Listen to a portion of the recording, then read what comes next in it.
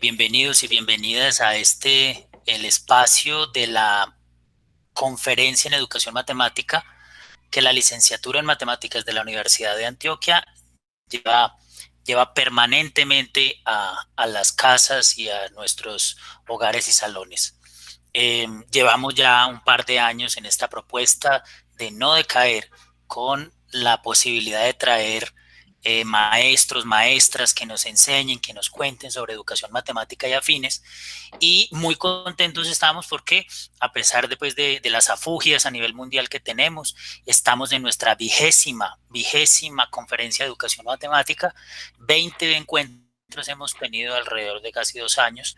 No queremos decaer y por eso los invitamos muy cordial y amablemente a quienes estén presentes, a quienes nos escuchen la grabación, que por supuesto está a disposición de todos en YouTube, en el canal de la Facultad de Educación de la Facultad de la Universidad de Antioquia, para que todos y todas puedan siempre disfrutar de estas enseñanzas maravillosas. Hoy, precisamente para ver que estamos en nuestra 20 reunión, tenemos una invitada maravillosa, la doctora Carolina.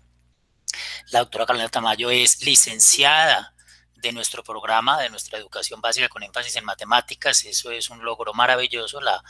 La doctora Carolina pues hace su maestría aquí con la Universidad de Antioquia, y gracias a la bondad que tiene ser magíster de nuestra universidad y de nuestra facultad, gana unas becas que le posibilitan desplazarse a Brasil y terminar su doctorado. Así que es, digamos, una ilustre representante de nuestra facultad, de nuestra licenciatura. Esto porque de pronto hay algunos estudiantes que todavía tienen unos resquemores, ¿cierto? Unos temores de ser profesor, y ni más faltaba. Es una labor maravillosa que puede ser profesionalizada y sobre todo dignamente llevada, y como pueden ver, pues estamos alrededor del mundo. También para conmemorar este maravilloso encuentro, pues el señor doctor decano de la Facultad de Educación, Wilson Bolívar, nos acompaña, y él nos va a dar un saludo corto para que todos estemos en onda en nuestra conferencia de hoy. Bien pueda, profesor. Gracias, profesor Leonardo. Muchísimas gracias por la invitación a este espacio, la 20ª conferencia del ciclo sobre educación matemática. A felicitarlos porque, a pesar de las situaciones tan complejas que estamos viviendo en esta pandemia, hemos seguido teniendo un programa muy activo, un programa desarrollando actividades académicas, proyectándose. Eh, Ustedes no saben la importancia que tiene esto para nuestros maestros en las regiones, en la ciudad, cuando, a pesar de que tal vez ellos no puedan estar en este momento, podemos encontrarlos, que estas conferencias se reproducen nuevamente en otros espacios, en otros momentos. Yo quiero agradecerle a nuestra querida profesora Carolina, de nuestra casa, a pesar de que se encuentre en este momento en la Universidad Federal de Minas Gerais, pero ella es de nuestra casa. Se formó con nuestra querida profesora Diana Victoria, forma parte del grupo de investigación que sigue dándonos muchísimos ejemplos de trabajo muy bonito, muy bien organizado, y que esperamos que esto siga llegando a todos los maestros de las regiones. Entonces, profesora Carolina, nuevamente muchas gracias por acompañarnos aquí en su casa, que es la facultad. Esperamos seguir estrechando también los vínculos y los lazos con su universidad y mirar cómo profundizamos nuestros ejercicios de colaboración, que creo pues que también seguiremos conversando por medio de la profesora Diana, y ampliándolos. Y a ustedes, profesores también fuera del país, les agradecemos que también nos estén acompañando hoy.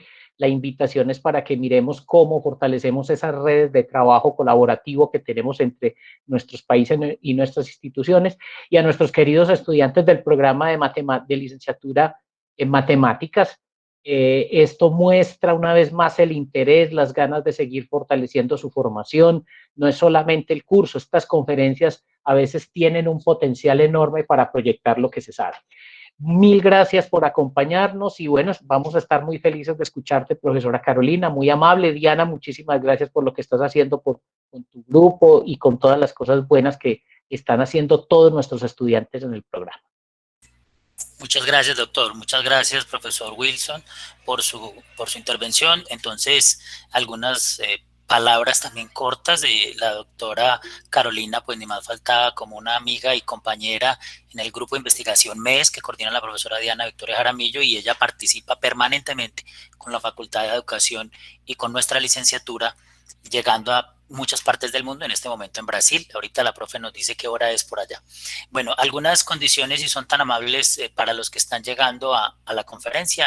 La profesora Carolina conversará con nosotros, tendrá una exposición de unos, Carolina, 40 minutos tal vez, 45 minutos, y seguidamente entonces yo estaré atento al chat. Usted en el chat puede decir, por favor, que quiere hacer una pregunta o plantee una pregunta, y yo permanentemente estaré revisando ese chat para que Carolina se concentre mejor en sus diapositivas y en su discurso, y yo le estoy trasladando o las preguntas o le damos la palabra a quien yo le diga, si son tan amables. No, no hablemos al tiempo porque nos podemos interrumpir. Y también, si son tan amables, dos cositas más. Por favor, mantengamos los audífonos, los audios cerrados para no interrumpir. Y si pueden hacer un saludo cortico en el chat, es muy bueno, porque ustedes saben que esa lista, ¿no? Eso que uno escribe ahí queda guardado, y eso será interesante para luego estimar cuántas personas acompañamos la conferencia. Bueno, no siendo más, Carolina, mucho gusto, bienvenida, y tiene la palabra.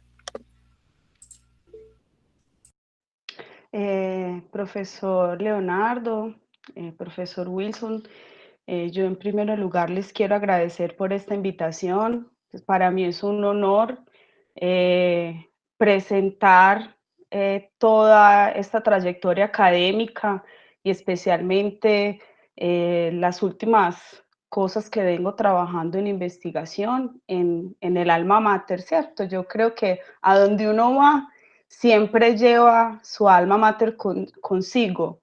Y es por eso que yo continúo vinculada a diferentes procesos de colaboración en la Universidad de Antioquia, a través del grupo MES, coordinado por la profesora Diana Jaramillo, que está aquí conectada, quien fue mi orientadora en el proceso de desarrollo e investigación de la maestría. Entonces es un orgullo y es una alegría muy grande uno ser, y una responsabilidad muy grande, uno ser invitado a un espacio como esto, ¿cierto? Donde uno puede mostrar esa trayectoria y además, pues uno se siente como en su casa, y eso le da a uno más ansiedad, en cierto modo, porque uno quiere mostrar cómo este trayecto académico que empezó en la Universidad de Antioquia hoy sigue vinculado a la Universidad de Antioquia. Entonces es un trayecto académico de formación en investigación, de formación como profesora de matemáticas, que ha estado y está vinculado a nuestra alma mater desde todo el corazón y desde el sentido de pensar una educación matemática para la vida, una educación matemática para la paz, desde otros lugares, ¿cierto? Desde otras voces también, que no se limitan solo a las voces de la escuela. Entonces, muchas gracias al profesor Wilson, a ti, Leonardo, por toda la gestión para que yo pueda estar aquí, y también, claro, a la profesora Diana Jaramillo, que sugirió que yo estuviera participando en este seminario tan importante y tan necesario para nuestra facultad. Yo hoy quiero hablar un poco sobre la importancia de descolonizar la etnomatemática. Yo quería colocar algunas reflexiones y futuros posibles. Antes de colocar esas reflexiones y futuros posibles, me parece importante decir de dónde yo vengo, ¿cierto? ¿Cuál es esa caminada, ese trayecto que yo he venido haciendo, que me han llevado hoy a pensar estas cosas, a hacer estos diálogos con diferentes personas en diferentes lenguas y en diferentes territorios del mundo? Entonces, actualmente soy profesora de planta de la Universidad Federal de Minas Gerais, en Brasil.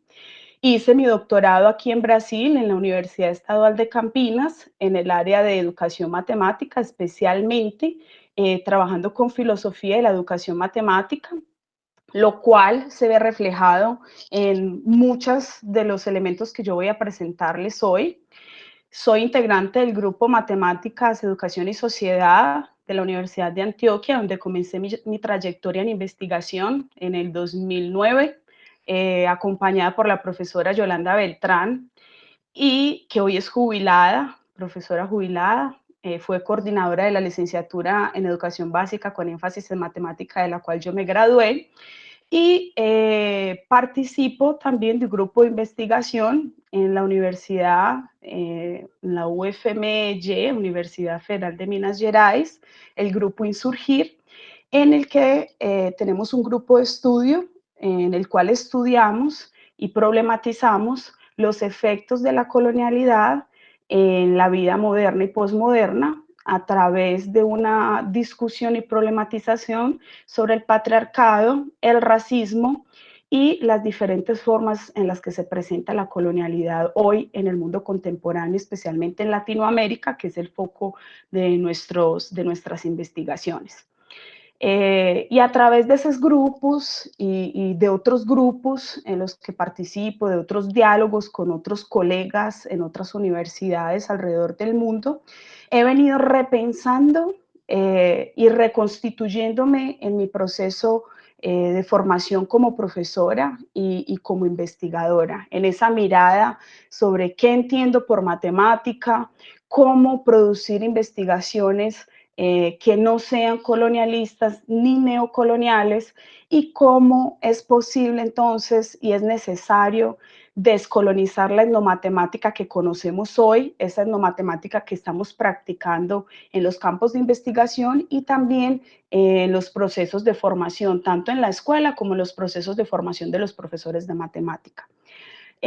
Para eso, entonces, es importante que yo les diga que este espacio, ¿cierto? Para mí es una conferencia para el debate, donde yo traigo siempre elementos distintos, de cosas que he venido pensando para debatir con la comunidad académica, y traigo algunas reflexiones y críticas a la epistemología y a las metodologías hegemónicas que se emplean en la educación matemática, especialmente en la etnomatemática. Es decir, vengo repensando el campo a través de la forma en que este campo, que es la etnomatemática, produce investigación, y también a través de la forma en que este campo produce conocimiento, interactúa con otras culturas, con otras formas de vida, diferentes de la forma de vida de la tribu europea, como lo llama el investigador Emanuel Liscano, sociólogo y también matemático. Bueno, entonces, sabiendo que este espacio para mí es un espacio de reflexión y los invito para que sea un espacio de reflexión para todos nosotros, yo quiero comenzar a través de la pregunta: ¿qué entienden ustedes por etnomatemática? ¿Cierto? ¿Por qué es importante hacernos esta pregunta? Porque dependiendo del lugar donde yo miro y entiendo lo que es el discurso que se produce desde la etnomatemática, mi práctica de investigación va a corresponder a ese lugar. Y yo me hago esta pregunta porque desde mi concepción existen diversas maneras en que la etnomatemática viene siendo en el campo de la educación matemática. Es decir, cuando vemos la etnomatemática de los años 70, en este caso, por ejemplo, los trabajos de Paulo Gerdes, Jelsa Kinski en Brasil, los trabajos de Ubiratán de Ambrosio, de María do Carmo Domite, que son grandes investigadores importantes para la etnomatemática, vemos que esa etnomatemática que ellos practicaban, ¿cierto? En aquel momento ha sufrido nuevas transformaciones con respecto a las formas en que hoy los etnomatemáticos dicen que practican y construyen ese campo de investigación llamado etnomatemática. Entonces, partiendo de este presupuesto, que hay diversas maneras en las que la etnomatemática viene siendo, yo me adhiero a una frase que Ubiratán de Ambrosio dijo en un evento que fue el cuarto encuentro brasilero de etnomatemática en el 2016. En su conferencia inicial, él fue el invitado. Y él dijo esta frase: la etnomatemática es aquello que los etnomatemáticos dicen que es. Y cuando él dice que la etnomatemática dice que es aquello que los etnomatemáticos dicen que es, él nos quiere decir que no hay una única forma de investigar en etnomatemática, que la etnomatemática es un movimiento que se genera al interior de las investigaciones en el campo de la matemática, pero es un movimiento que genera fracturas. ¿Por qué? Porque comienza a problematizar la creencia de que el saber matemático, el conocimiento matemático es único, es neutro, es universal, que solo hay una única manera de resolver problemas de las prácticas sociales y él, a través, digamos, de ese movimiento que él denomina Ubiratán como etnomatemática, crea una fractura para que podamos empezar a ver que hay otras maneras de practicar matemáticas o de pensar las matemáticas o de producir conocimientos matemáticos. Y él crea esa fractura y ahí cuando él crea esa fractura, él no le dice a la comunidad académica de la matemática o de la educación matemática, no le da un método, no nos da una técnica, no determina etapas paso a paso de cómo es que nosotros tenemos que investigar en ese campo. Entonces no hay una uniformidad en el campo de la etnomatemática, donde digamos solo hay una manera de investigar o solo hay un método, ¿cierto?, para investigar, a pesar de que los etnomatemáticos han dado privilegio a ciertos métodos de investigación científica y no a otros. Y cuando él hace eso, él nos da margen para que nosotros como investigadores podamos transitar por diferentes vías. Y cuando él nos da esa margen para que nosotros transitemos por diferentes vías, entonces él nos está ayudando a cambiar la pregunta de ¿qué es la etnomatemática? ¿Cierto? De ese contexto esencialista para definir, dar una definición puntual de lo que ella es, él nos cambia la pregunta para proponer que la etnomatemática es un campo que se mueve dentro de las diferencias, de las posibilidades. ¿Esto qué significa? Él nos abre la pregunta cómo la etnomatemática opera en las perspectivas socioculturales en educación matemática. Y frente a esto, entonces, se abre una nueva pregunta. ¿Cuáles son las condiciones de producción de conocimiento de esos discursos de la etnomatemática al interior del campo de la matemática y de la educación? ¿Esto qué quiere decir? Que diferentes investigadores que asumen varios presupuestos que la etnomatemática tiene, como por ejemplo que la matemática no es única, neutra, universal, que existen diversas prácticas socioculturales que producen diversos conocimientos, que no existe una única forma de pensamiento para lidiar con los problemas y los fenómenos de las prácticas sociales. Son algunos de esos presupuestos, hay otros presupuestos sociológicos y también presupuestos pedagógicos, pero a través de estos presupuestos, él nos da la abertura para que nosotros podamos transitar por otros caminos. Es decir, yo puedo asumir transitar por caminos ontosemióticos, empírico-analíticos, hermenéuticos, sociológicos. Yo puedo asumir dialogar con otros campos de saber o no, o dialogar con las propias formas en que la educación matemática investiga. Y a partir de este elemento, entonces, yo estaba diciendo que quería decir de dónde yo vengo hablando, ¿cierto? Entonces, yo comienzo mi trayectoria académica a través del encuentro con la etnomatemática y es desde allí donde yo desarrollo mi investigación en el pregrado y también durante la maestría. Y a través de ese trayecto yo comienzo otros diálogos con otros investigadores de otras áreas, ¿cierto? Con investigadores del área del currículo, con investigadores de la propia educación matemática. Aquí hay algunos, algunas fotos de esos investigadores, y con algunos sociólogos, y a través de esos diálogos, ¿cierto? Yo comienzo a elaborar mi proyecto doctoral específicamente alrededor de el estudio de algunos filósofos.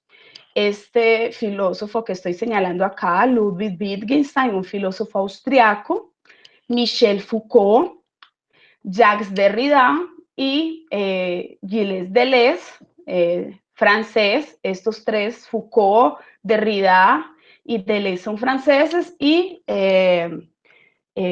Ludwig Wittgenstein es austriaco. Y a través del diálogo con la filosofía, con estos investigadores, yo comienzo a mirar y entender la etnomatemática desde otro punto de vista. Eso es importante colocarlo. Entonces, lo que yo voy a colocar hoy aquí, lo que estoy presentando, es la forma en que yo, a través de esos diálogos con esas otras personas, practicamos la etnomatemática. Y es importante también decir que ese diálogo no solamente lo hacemos a través de estos filósofos, sino que lo hacemos a través de investigadores africanos. Tengo acá algunos de esos investigadores africanos, como Mambi. Tenemos también acá esta investigadora que es boliviana, indígenas, algunos sociólogos, y a través del diálogo con la sociología, con las producciones de investigadores africanos e indígenas, comenzamos a percibir otras maneras de hacer y pensar en la etnomatemática. Y percibimos la importancia de descolonizar la etnomatemática. Y durante mi doctorado, entonces, al aproximarme de estos investigadores, comienzo una interlocución a movilizarme entre el campo de la filosofía y el campo de la etnomatemática, que es donde mis investigaciones estaban siendo realizadas. En la actualidad, yo trabajo mucho más en el campo de la filosofía y la educación matemática, pero siempre en interlocución con el campo de la etnomatemática. Una interlocución para repensar, para reflexionar y producir caminos y vías nuevas de investigación. Es importante mencionar que estos investigadores anteriores todos son investigadores internacionales. Dentro de ellos está el doctor Antonio Miguel, con quien actualmente trabajo y tengo interlocución. Fue mi orientador de doctorado en la Universidad Estadual de Campinas. La profesora Alexandrina Monteiro, la profesora Sonia Clareto, Jacqueline Méndez, Denise Vilela, Felipe Fernández, con quien trabajo en la Universidad Federal de Minas Gerais, y entre otros investigadores, pues que acá no cabe en el slide para colocarlos a todos. Bueno, y a nivel nacional tengo diálogo también con otros investigadores que, a pesar de trabajar de otras formas, la etnomatemática y las perspectivas socioculturales en educación matemática, hemos establecido diálogos académicos en términos de producciones académicas, investigativas, de formación, que nos han permitido desde esas diferentes formas de ellos ver la etnomatemática y la forma en la que yo vengo trabajando con la etnomatemática, hacer interlocuciones. Entonces, Diana Jaramillo en el grupo MES, así como la profesora Carolina Higuita, el profesor Aldo Parra en el Cauca, el profesor Armando Aroca en la Universidad del Atlántico, Gilbert Blanco, que se encuentra en la Universidad de Nariño, y el profesor Jorge Orjuela, que en este momento se encuentra haciendo su doctorado acá en Brasil, pero ya hemos hecho algunas producciones también juntos, y ese diálogo entonces con la comunidad académica colombiana me ha venido permitiendo una inserción de esos referenciales de la filosofía y la educación matemática en el ámbito colombiano, entendiendo, claro, que ya existen investigaciones en historia y en filosofía de la educación matemática en Colombia, especialmente en la Universidad del Valle y también en la Universidad Pedagógica, pero esta perspectiva de este trabajo filosófico en la educación matemática con Wittgenstein, con Foucault, con Derrida, del modo en que nosotros, esa comunidad académica con la que yo trabajo, lo practicamos, es algo novedoso y es algo diferente pues en el país. Entonces ha permitido esa interlocución con esos aprendizajes que yo he venido teniendo pues como en este trayecto académico, para llevarlo a la comunidad nacional a través de diferentes diálogos con estos investigadores y diferentes trabajos de maestría, algunos de ellos ya publicados en la maestría en educación de la Facultad de Educación de la Universidad de Antioquia, donde yo actúo como profesora colaboradora en los procesos de formación. Bueno, y trayendo todos esos diálogos y todas esas diferentes formas de ver y pensar la etnomatemática con la filosofía, yo comienzo a pensar cómo es posible reflexionar sobre una etnomatemática que no se encaje en una perspectiva disciplinar, una etnomatemática que produzca nuevas formas de conducir la enseñanza, de pensar la investigación, y que se aleje de la perspectiva platónica esencialista y de las perspectivas positivistas que permean el campo de la educación matemática. Y esta interlocución con Wittgenstein y con Jacques Derrida me ha permitido entender qué es eso de lo no disciplinar y ha generado nuevas explosiones, nuevas visiones, nuevas capturas y ha generado la posibilidad de entrar en otras epistemologías y de descolonizarme a mí misma. Otros elementos que han sido importantes dentro de ese proceso de pensar cómo descolonizar la etnomatemática ha sido la interlocución con maestros indígenas del Urabá antioqueño, específicamente del pueblo Gunadule o el pueblo Guna, donde hemos aprendido que en la perspectiva de los pueblos indígenas los conocimientos no vienen clasificados por núcleos temáticos. Entonces, nos dice el cacique Faustino que los Dule no clasifican por núcleos temáticos, por eso cuando el cacique habla en la Casa del Congreso, que es la casa donde ellos hacen la formación tradicional, todos los conocimientos se relacionan entre sí, son como un tejido. Entonces, a través de ese llamado también de las comunidades indígenas, nosotros comenzamos a pensar en lo no disciplinar. Cómo pensar un conocimiento que no se produce a través de los patrones epistemológicos de la tribu europea, porque la tribu europea ha creado una tradición de compartimentalización del conocimiento, colocándolo en diversas disciplinas, matemáticas, biología, ciencias sociales, pero ¿qué sería pensar una educación que no compartimentaliza el saber, que no lo divide, ¿cierto? Y vemos que con los pueblos indígenas tenemos la oportunidad de aprender sobre eso. Y el contacto con ellos nos ha posibilitado resignificar formas de hacer en la escuela, de pensar la enseñanza, porque ellos nos han enseñado a ver de forma no disciplinar y nos han dislocado de ese lugar donde nosotros hemos sido formados, que ha sido el lugar de la disciplinariedad, donde el conocimiento es fragmentado, donde el conocimiento es jerarquizado y también donde disciplinarizamos los cuerpos, ¿cierto? También hemos aprendido que la palabra matemática no existe en muchas lenguas indígenas, así como ellos lo dicen, en su cultura tampoco existe. Existen las acciones de medir, de contar, de calcular. Nuestros conocimientos y las palabras que usamos para significar son acciones. En la Casa del Congreso nosotros no diferenciamos entre práctica y teoría, no diferenciamos en contenidos. Entonces todo el tiempo, así como estos filósofos como Wittgenstein, como Derrida, filósofos que han trabajado desde una perspectiva occidental, que nunca fueron a una comunidad indígena, ya venían deconstruyendo eso que la tribu europea ha definido como disciplinas, ya venían deconstruyendo eso y la necesidad de hacerlo para pensar una vida diferente, para pensar una escuela diferente. Los indígenas también nos hacen ese llamado. Y a través de ese llamado, entonces, nosotros comenzamos a pensar que es necesario dar atención a esas voces que han sido silenciadas, ¿cierto?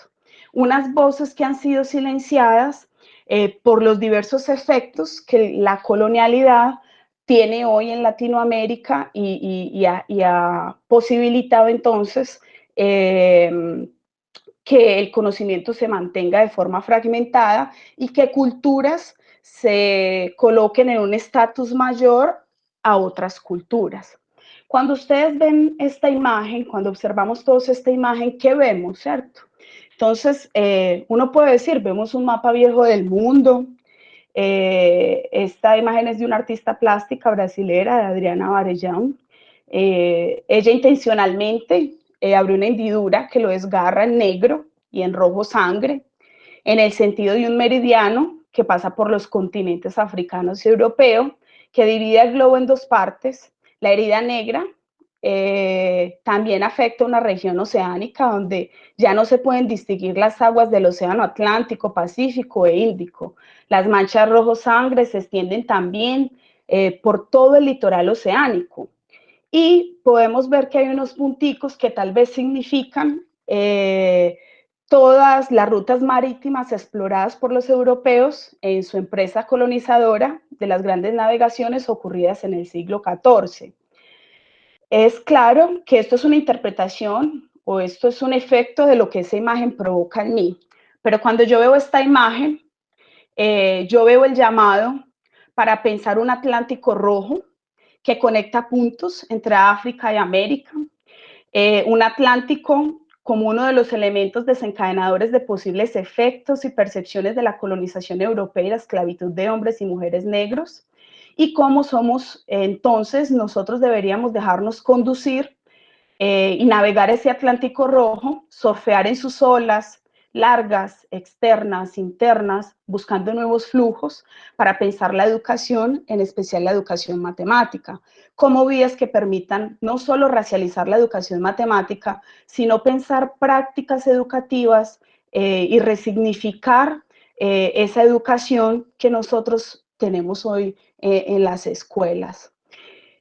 Esto, y a través de esos diálogos, hemos venido aprendiendo entonces que es importante reconocer esa historia de ese Atlántico que está manchado por esa sangre roja, esa historia de las poblaciones negras y de las poblaciones indígenas, y justamente es por eso que yo parto de ese aprendizaje con los indígenas Gunadule, que nos hacen ese llamado, porque al reconocer esa historia de esas comunidades negras e indígenas y al reconocer que existen esas otras formas de pensamiento que no disciplinarizan el saber, nosotros podemos aproximarnos a otras epistemologías que nos siguen los mismos patrones de racionalidad nuestro.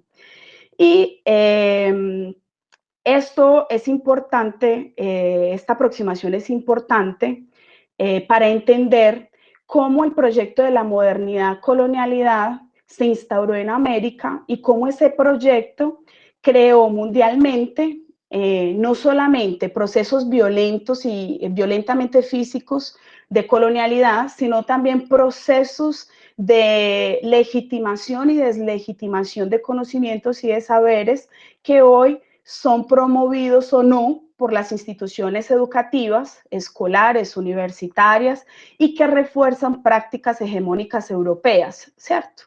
Y conocimientos europeos.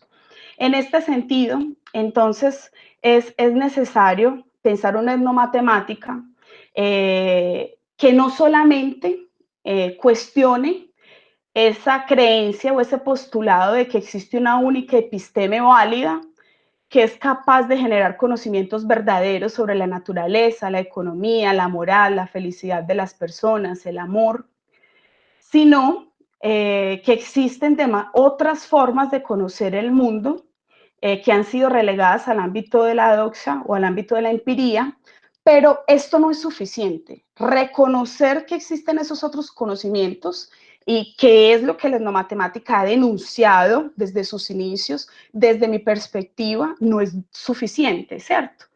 Y ¿por qué yo creo que eso no es suficiente, ¿cierto? No es suficiente porque no solo es problematizar esas imágenes naturalizadas sobre la matemática que se procesan en la escuela como efecto de la colonialidad del saber, sino que es necesario deconstruir la fuerza de esas imágenes. Es necesario desprendernos de nuestra matriz epistemológica cuando nosotros nos aproximamos de esas otras culturas. Y esa racionalidad, ese desprendernos de esa matriz epistemológica, ¿qué significa eso, cierto? Significa desprendernos de esa racionalidad que está anclada al paradigma de la modernidad, que estableció solo el eurocentrismo como una perspectiva única de conocimiento, sino que al mismo tiempo descartó por completo la producción intelectual indígena y afrodescendiente. Entonces significa que ese desprendimiento es darnos la oportunidad de salir de nosotros mismos, desaprender de nosotros mismos para entrar en otros ámbitos epistemológicos distintos a nuestra lógica sin imponer nuestra mirada. Eso es difícil de hacerlo, ¿cierto? Y es difícil de hacerlo porque existen procesos de dominación del saber, de la naturaleza, del ser y del poder, que es lo que nosotros llamamos como colonialidad, que han creado una idea de una hegemonía sobre la concepción de vida y que nos permean los procesos en los que nosotros desarrollamos investigación. Y en ese sentido, entonces, es necesario decolonizar, entendiendo que, ¿cierto? Existen muchas propuestas metodológicas que se han asumido en la etnomatemática para pensar en otras formas de producción de conocimiento matemático y desestabilizar la concepción de que existe una única imagen de matemática. Eso es lo que la etnomatemática ha venido haciendo. Este movimiento ha sido necesario y ha permitido que nuestro campo se diversifique, ha creado margen para que otras investigaciones nos permitan ver que Occidente no es el único lugar donde se produce conocimiento y nos ha permitido dar atención a otras epistemologías.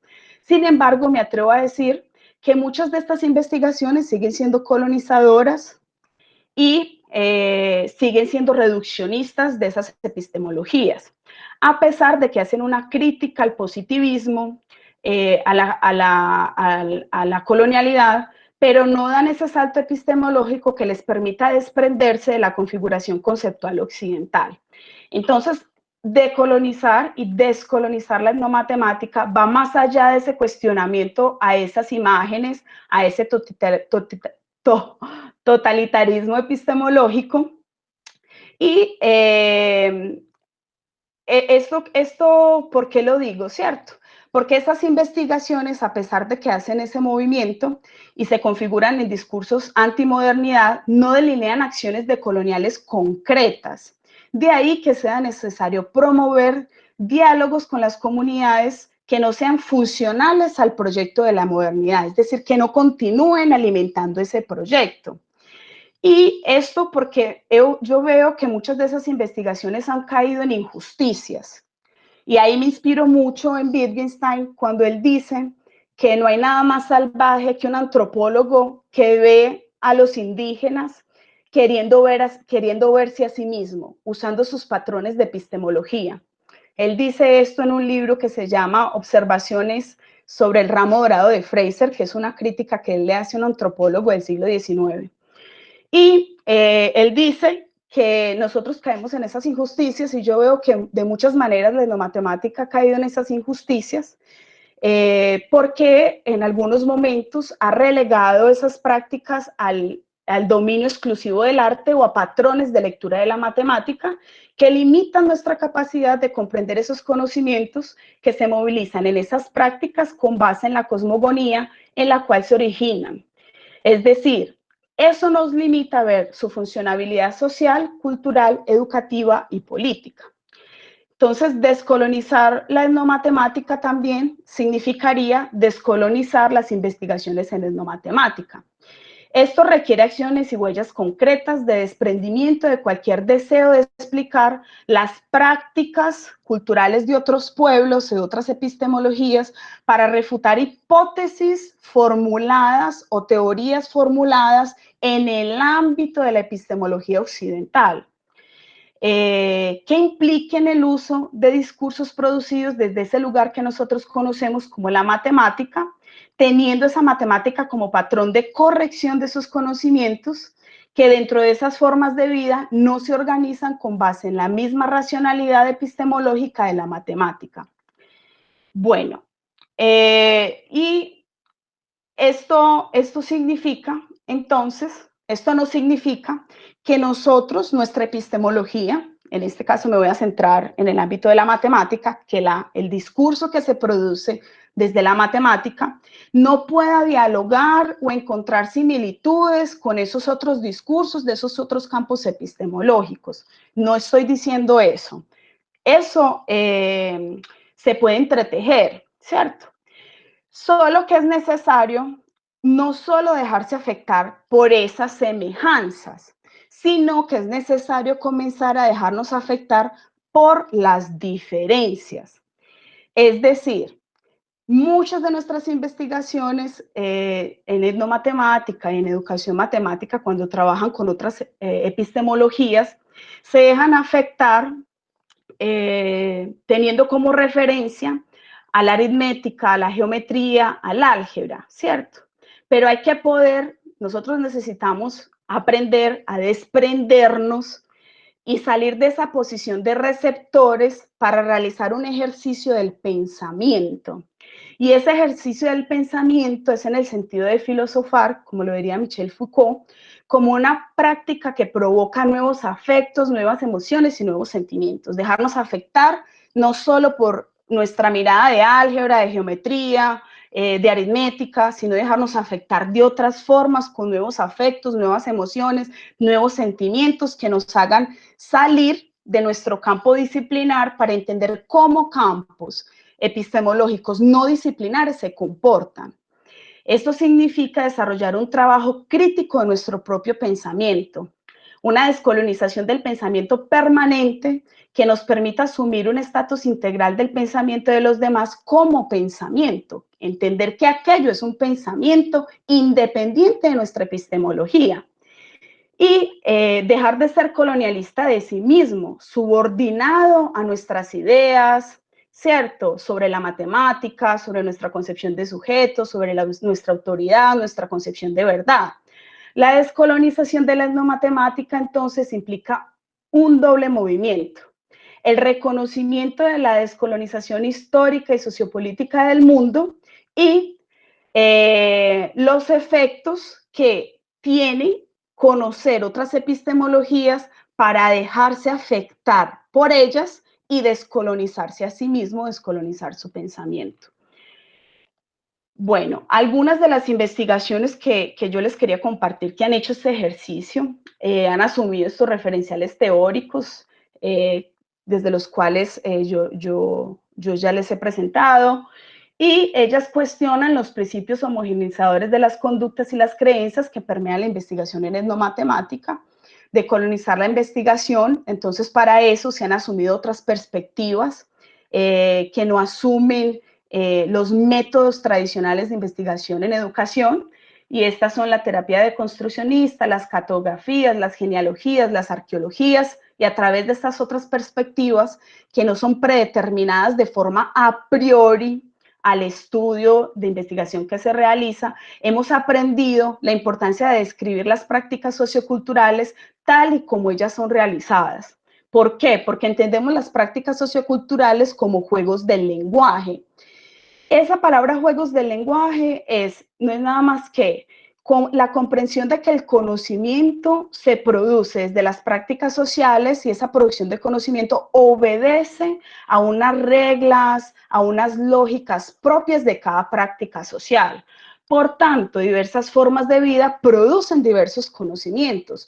Estos pueden ser llamados o no de matemática, pero nos interesan porque esos juegos del lenguaje hacen que las culturas sobrevivan al tiempo y permanezcan históricamente. Y lo máximo entonces que la investigación en educación matemática podría hacer es describir esas prácticas sociales, entendiendo que es posible que entre ellas existan semejanzas de familia, pero siempre a través del movimiento de la diferencia. Bueno, no creo que seamos ciegos, creo que somos ciegos pero viendo, ciegos que pueden ver, pero no pueden ver. Si puede mirar, vea. Si puede verlo, échele un vistazo. Entonces, la idea que yo traigo para compartir es qué vemos, cómo vemos y si podemos salir de nuestro patrón epistemológico para ver de otras maneras. Y ese ver de otras maneras significa salir de los cuadrados, de los rectángulos, de las hipotenusas, para internarnos en formas de vida donde hay un abandono a esos cuadrados, a esos rectángulos, a esas hipotenusas, del modo en que la tribu europea las comprende. Y para eso yo quería entonces traer un ejemplo, ¿cierto? y mostrar los efectos que ver de este modo tendría para la etnomatemática. Nuevamente, ¿qué vemos aquí? ¿Cierto?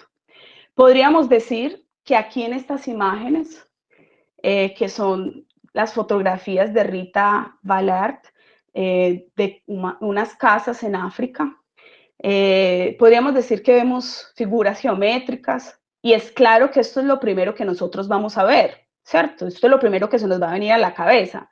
¿Por qué? Porque este es nuestro referencial epistemológico. Vemos con aquello que conocemos, con las lentes euclidianas. Pero si nos quitáramos las lentes euclidianas, ¿qué podríamos ver nosotros, cierto? Si hiciéramos ese desprendimiento para ver de qué forma se produce allí conocimiento y una racionalidad, ¿qué veríamos?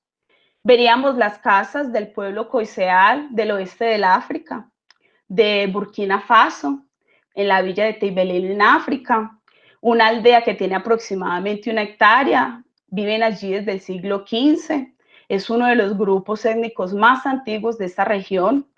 Veríamos las paredes de todas las casas de este pueblo, todas ellas son pintadas según el nivel jerárquico de esta sociedad. Estas casas nos explican el nivel jerárquico de las personas que viven en cada una de ellas, que las habitan, y todas ellas tienen elementos distintos que caracterizan los integrantes de este pueblo. Son las mujeres las que hacen esta práctica, las que pintan las casas, son las mujeres, y ellas son las maestras. Semanalmente todas estas mujeres, junto con las abuelas y los niños, se reúnen para explicar el significado de los símbolos y la importancia que esto tiene para la cultura. Es decir, todas las paredes de esta aldea son los libros de esta aldea. Las pinturas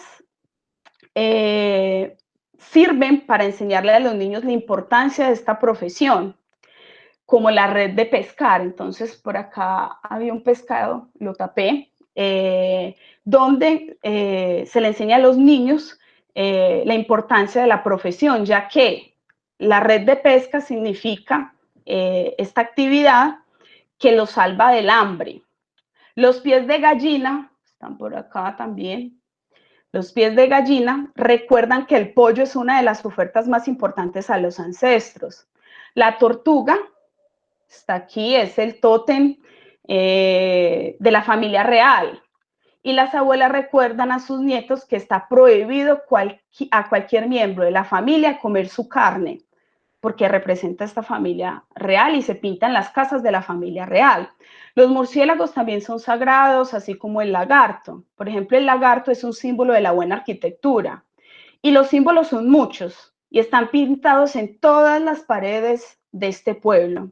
Sobreviven al tiempo, a los vientos, a las lluvias, y es esto lo que nos permitiría ver, lo que nos permitiríamos ver si nos quitamos la lente de la geometría, si nos quitamos las lentes de nuestra epistemología. Es a eso a lo que yo me refiero con un desprendimiento de la epistemología, y por tanto es el desprendimiento que la etnomatemática debe hacer y la descolonización a la que yo llamo la atención para que la etnomatemática haga al asumir la opción de colonial. Significa aprender que las prácticas sociales de los pueblos encarnan acciones significativas, tienen sus propios flujos y son independientes de los discursos que se producen en y por la matemática de la tribu europea o en y por la epistemología de la tribu europea. Es asumir un estatus integral del pensamiento de los demás como pensamiento, y además, entonces, esto significa transgredir las actitudes casuales, explicativas o hermenéutico-analíticas en investigación, abrir márgenes para transitar por otros discursos producidos y en otras formas de vida, abandonar la referencia privilegiada de un único centro y de un único sujeto, ampliar nuestra comprensión del mundo, un diálogo igualitario entre epistemologías y conocimientos. Este pueblo no llama a esta práctica de matemática. ¿Eso qué quiere decir, no es cierto? ¿Quién soy yo de la tribu europea para denominar una práctica con un nombre que emerge, con una palabra que emerge en el seno de la cultura griega?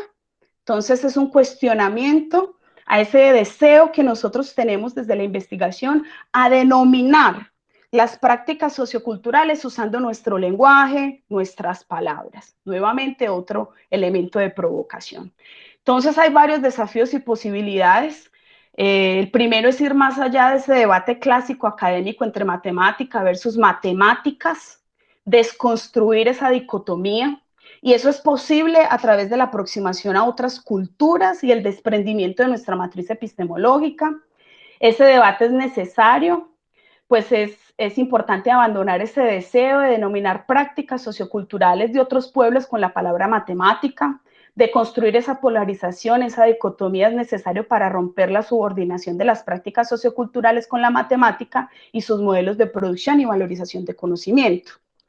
Cuestionar la concepción de matemática vista como modelo o estándar que permite que, a través de sus lentes, problemas relacionados con prácticas sociales que se configuran en otros campos y contextos no académicos o escolares pierdan su identidad. Pues ciertamente, nos diría Wittgenstein, la matemática es en cierto sentido una doctrina, pero también es un hacer. Y lo estamos viendo a través de este ejemplo que he traído para compartir.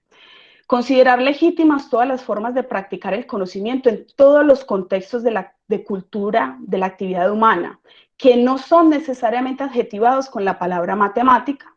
Y finalmente, no se trata solo de entender la palabra, los lenguajes en sus diferentes acciones y manifestaciones performativas, sino también de una revolución, que es la revolución del pensamiento en etnomatemática, en el pensamiento, una descolonización del pensamiento y una descolonización de la etnomatemática.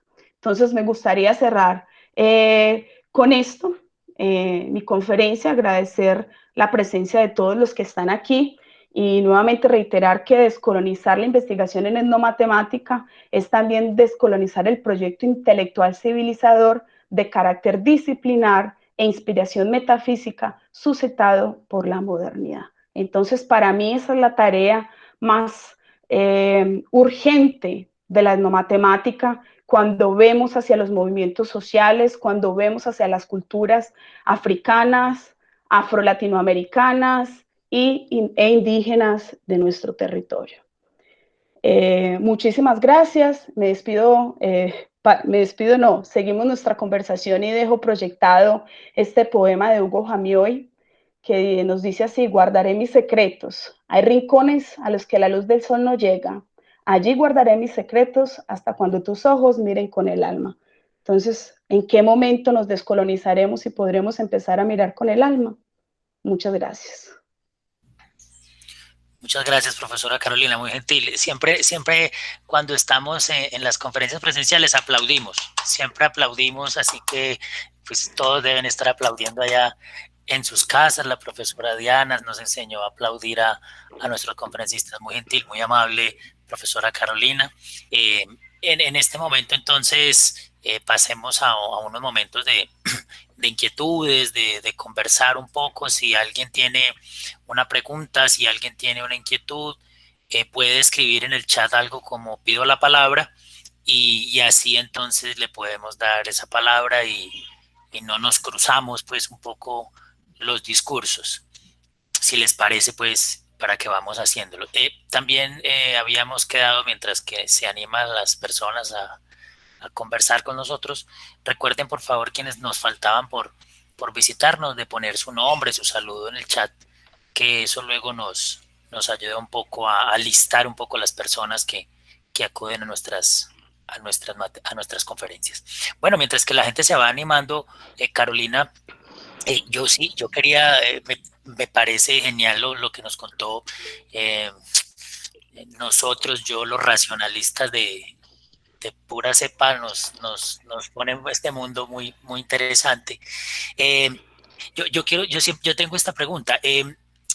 Al principio decía, profesora Carolina, que los indígenas de algunas de nuestra región no tienen la palabra matemática, ¿cierto? Usan otros conceptos para lo que hacen, miden.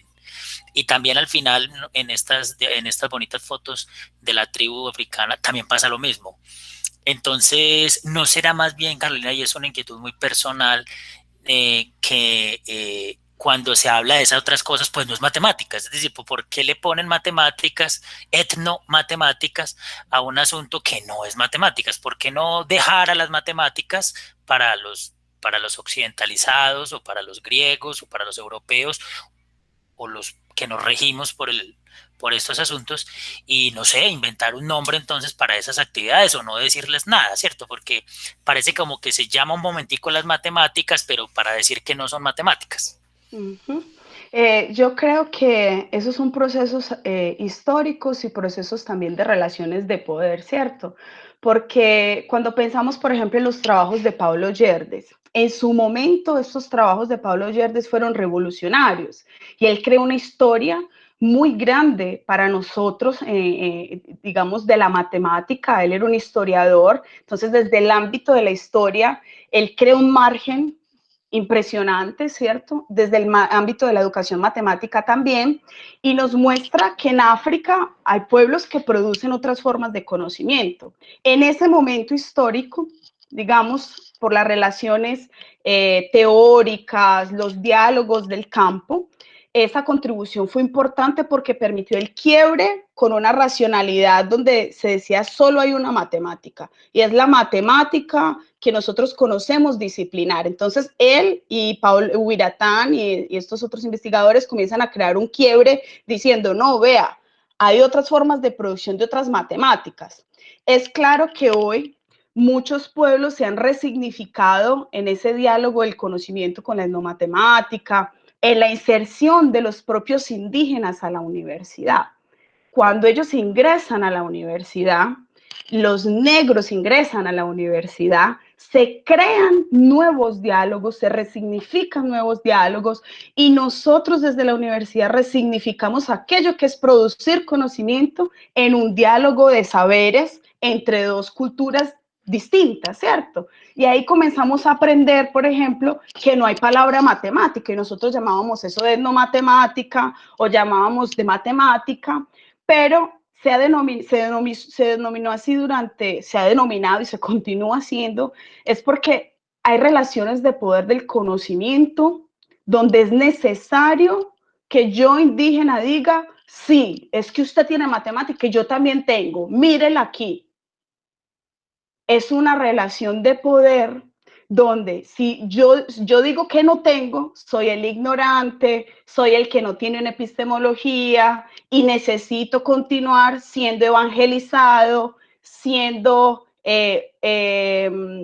invisibilizado y mis saberes se van a continuar perdiendo. Entonces, en esas luchas de los movimientos sociales, eso ha emergido. Han sido reflexiones que han emergido de los propios movimientos sociales que nos han llegado a la universidad, que hoy nos permiten decir esto. Tal vez en ese momento de Pablo Yerdes o en el 2000 no podríamos haber dicho esto, ¿cierto? Porque yo creo, hay una cosa muy potente en Boaventura Santos de Sousas e inclusive en el propio Walter Viñolo, donde él dice, el conocimiento que nace de la lucha. Entonces, cuando la investigación comienza a dialogar con los conocimientos que nacen de la lucha, ella se resignifica. Entonces, los profesores indígenas, muchos me han dicho, es que esa palabra etnomatemática, eso no existe por aquí. Eso no tiene nada que, eso no nos dice nada, eso le dice a usted. Pero es claro que nosotros estamos en un diálogo intercultural. Entonces, en esa mediación de ese diálogo, la lengua juega un papel muy importante y jugamos todo el tiempo con la lengua y con el lenguaje y muchas comunidades ya han significado eso como un tejido de saberes, por ejemplo. Entonces, producimos conocimiento, pero como un tejido. Y a través de ese tejido significamos el mundo y nuestra epistemología se constituye a través de estos y estos regímenes de racionalidad. Y no tenemos la palabra matemática, lo que nosotros tenemos no se puede clasificar, porque nosotros básicamente hemos usado la palabra matemática para clasificar un dominio conceptual de saberes. Y lo vemos desde la Grecia antigua, ¿cierto? Porque inclusive el papiro del Rin, eso es un fenómeno muy interesante que ahorita el profesor Antonio Miguel está estudiando y pues a mí me ha parecido fantástico, es el papiro del Rin, hay problemas. no son, inclusive, no son problemas, son prácticas, son las descripciones de prácticas que se realizaban en esa época en África. Descripciones de las prácticas, ni siquiera aparece el concepto de problema. Y a través de la lectura que nosotros hacemos, quizás hemos hecho una lectura del papiro del Rin, imponiendo la visión de que eso es un problema, imponiendo la visión de nuestra racionalidad. Entonces él hace una desconstrucción para decir, no, es que aquí no hay problemas, estos son prácticas de los pueblos africanos y esto nos muestra que sí, África ha producido siempre conocimiento. Lo hemos hurtado, lo hemos robado y ha sido incorporado a través de esos procesos violentos de colonización, ¿cierto? Y eso es importante entenderlo y es importante dialogarlo justamente para que veamos que el campo va cambiando y ha cambiado justamente por esa interlocución con los indígenas que llegan a las universidades y que hoy hacen cursos de formación de profesores, son lingüistas. Acá en Brasil tenemos en total como un total más o menos de 35 doctores indígenas, que es muy poco, ¿cierto? Pero esos doctores indígenas en interlocución con la universidad, pues nos han permitido hacer esos deslocamientos y uno empieza a ver que la etnomatemática que nace en el seno de la cultura blanca, porque es un movimiento que nace en el seno de la cultura blanca, necesita descolonizarse para empezar a ver de otra forma, inclusive para problematizar por qué es importante no adjetivar aquello que vemos como matemática cuando dentro de esa epistemología asume otros nombres, otras significaciones y otras maneras que muchas veces para nosotros son incomprensibles, pero justamente son incomprensibles porque amplían nuestro campo de visión. Muy bien, gracias, Caro, muy gentil. ¿Estás viendo ahí el chat? Ahí Jessica Betancourt Sí. nos hace una consultica. ¿Cómo desprenderse de esas colonialidades en contextos que están permeados de ella, de ese proyecto intelectual civilizador, como sucede en contextos urbanos y no tan particulares como pasa en comunidades étnicas? Sí, Jessica, bueno, nosotros hemos intentado, ¿cierto?, hacer algunos ejercicios en escuelas urbanas y también en escuelas rurales. Y los ejercicios que hemos hecho es proponer el estudio de prácticas socioculturales y no el estudio de contenidos disciplinares. Porque cuando proponemos, por ejemplo, el estudio de prácticas socioculturales de localización espacial, podemos ir a muchas culturas, podemos ir a muchas formas de vida donde la localización espacial se practica de una manera distinta y tiene una racionalidad distinta. Entonces, ese es un ejemplo de cómo nosotros podemos descolonizar nuestro hacer en la escuela, ¿cierto? Pero eso implica, primero, descolonizarnos a nosotros mismos, ver cuál es el lugar que ocupamos, desmitificar aquello que nosotros entendemos por matemática. ¿Qué entiendes tú por matemáticas, matemática o conocimiento? Realmente conocimiento. Y cómo a través de eso es posible que uno realice rastreos y se aproxime de otras comunidades y de otras culturas para entender otras lógicas de otras prácticas y llevar esas lógicas a la escuela. Nosotros le hemos negado a los niños, les hemos negado, y la escuela no es nosotros, la escuela como institución del Estado, una institución que participa de ese proyecto moderno colonial, nos ha negado a todos la posibilidad de transitar por diferentes prácticas, de estudiar diferentes prácticas para ver que en el mundo culturas distintas significan fenómenos naturales y fenómenos sociales de maneras distintas, ¿cierto? Y eso, llevar eso a la escuela es una forma de decolonizar inclusive la propia institución escolar, que ha excluido a través de sus currículos que consideran casi siempre o siempre los conocimientos por contenidos como los más importantes, y se basan toda su estructura curricular a través de sus contenidos, ¿cierto? Entonces, traer eso para la escuela es quebrar con esa dinámica, y cuando yo quiebro con esa dinámica, creo una fractura o creo una línea de fuga y posibilito que mis estudiantes entren por esa fractura, ¿cierto? Y puedan ver otros mundos, entendiendo que existe también la epistemología occidental de la tribu europea, no es negarla, existe, es importante estudiarla, ¿cierto? Pero para estudiar otras epistemologías necesito abandonar esa, necesito abandonar los patrones que organizan esa para entender cómo se organiza la otra y no ser impositivo ni neocolonialista y al mismo tiempo eso implica un rompimiento con los métodos de investigación y de aproximación a esas comunidades y a esos grupos. Muchas gracias, Carolina, muy gentil. No veo más preguntas en el chat, así que, o alguien que más quiera intervenir, vamos cerrando, vamos agradeciendo a la Carolina su intervención, muy orgullosos, como siempre, de tenerla aquí, todos los que nos están escuchando y viendo de diferentes países de América Latina y nuestros queridos estudiantes que se pueden dar cuenta que hay muchas formas de ver el mundo.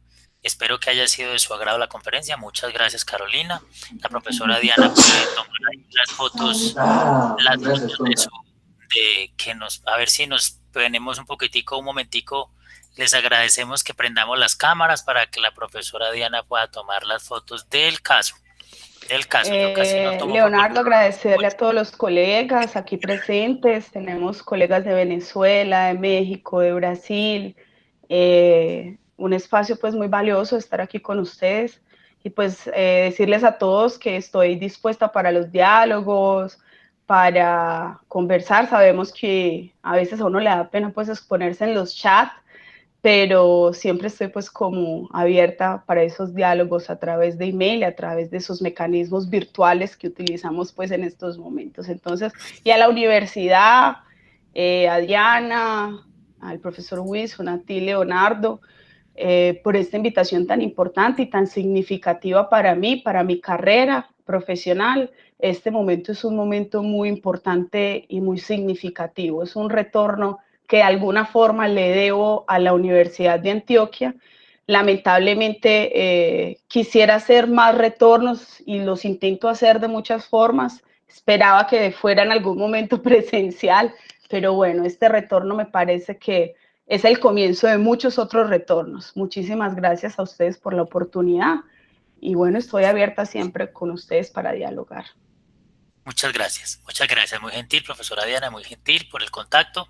Estaremos hablando. Recuerden que las conferencias de educación matemática las seguimos y las estamos resolviendo y realizando el tercer miércoles de cada mes. En el otro mes, noviembre, tendremos un nuevo invitado muy especial. Espero, como siempre, compartir la invitación con tiempo, que ustedes puedan también compartirla a sus colegas y amigos y nos vemos por estos mismos medios. Hasta luego y muchas gracias por venir. Que les vaya muy bien.